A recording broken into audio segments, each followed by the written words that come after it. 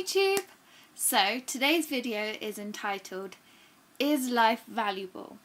Now I came to do this video by three things: a video request, a very deep discussion about philosophy with a very dear friend, and I watched What is Life on the BBC, where Brian Cox kind of talked about life as the action potential of energy going through mitochondrial cells.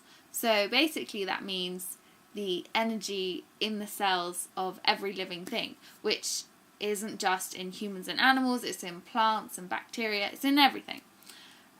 So why should we value this? I mean, this is kind of a biological fact. We just exist. Like it was a anomaly in space and how certain particles came together and how they interacted. It's just a fact. Why should we value something that we can find in a GCSE book, really?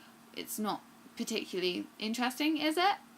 Well, from a philosophical point of view, kind of in just as a basis, without really delving into it very deeply, without life we couldn't value anything.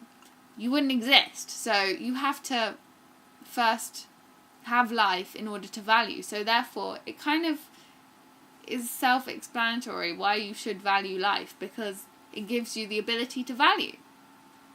But then going further from that, we do actually see that humanity as a whole does value life. We embrace the power that life gives us. So for example, if I look out the window, I see a huge city that's been built, or the clothes I'm wearing don't naturally exist in the world. I can't go and pick up a hoodie just lying in the grass. We build these things, we create these new things, and we've sort of kind of culminated in ego. And what I mean by that is there's a certain example where we say we're at the top of the food chain. Now, what does that mean? What does at the top of the food chain mean?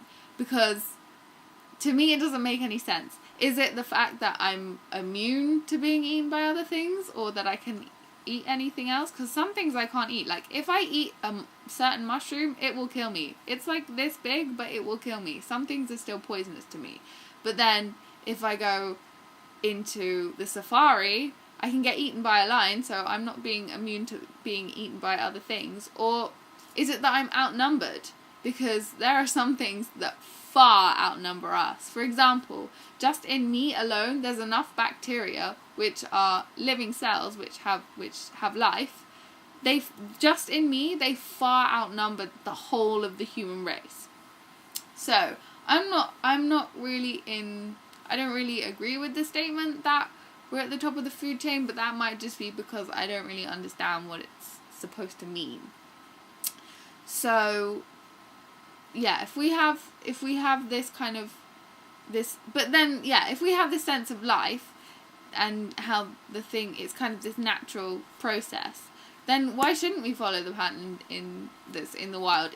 You know, cheetahs are constantly eating antelopes, so kind of saying, like, I think you know by now that I'm a vegan, so kind of going, oh, well, we shouldn't do that because it's not natural. Well, it happens every day. Like, things eat things every day.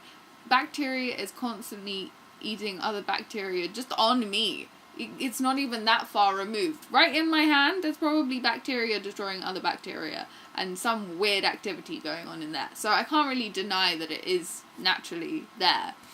But does that mean that I should follow that pattern? And does that mean that I value life?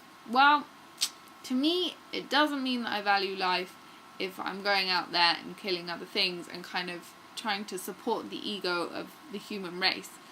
I think that turning to other animals to define how powerful I am is essentially philosophically wrong.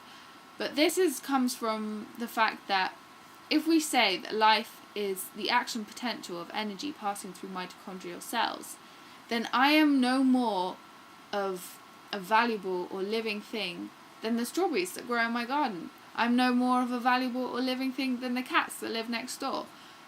I can't say that I am more valuable than another living thing just by the fact that we're existing. Life is the same between all of us. We have the same function of life. We use it in different ways.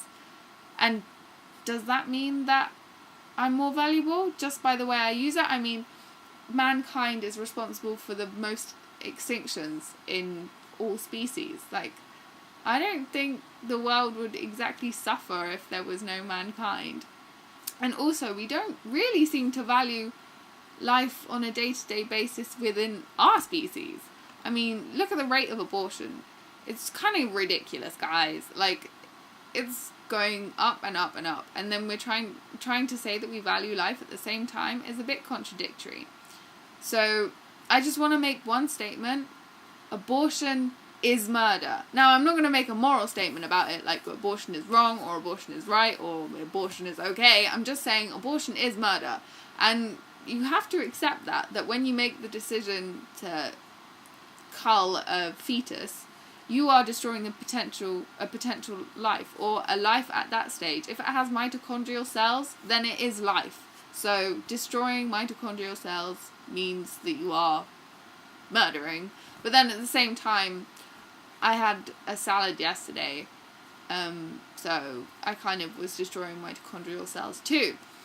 But, however, I justify this because I am a human, and I feel that I must justify myself in ways that may philosophically be wrong, and I hope that if any of you are out there who feel that you would refute this, comment down below. But my justification for killing or eating mitochondrial cells is that if I don't destroy the entire plant, then the plant continues to grow. So I'm not destroying its ability to regenerate. The same way that native Indians would travel from different place to place, so that the place that they had left had time to rejuvenate itself. So I kind of follow that philosophy. And also, like, I try and say that the more you can do, the better. So the more you can allow something to rejuvenate itself, the better. Why should I say, oh, well, because I can't completely avoid destroying mitochondrial cells, I'll just eat everything. Like, that doesn't really sit right with me. So, yeah, that's just my opinion being a vegan. And also, I advocate veganism because on a moral basis, I think it has a high, well, I don't know, but I think it has a higher standing ground than kind of trying to use other animals to establish my power. But, yeah, so abortion. For those people who have queries about whether they should take the risk of having unprotected sex, you need to first love yourself. Well, I know this sounds really hippie-ish, but you need to first love yourself and value yourself, know how to value yourself. And I don't mean by suddenly becoming a vegan.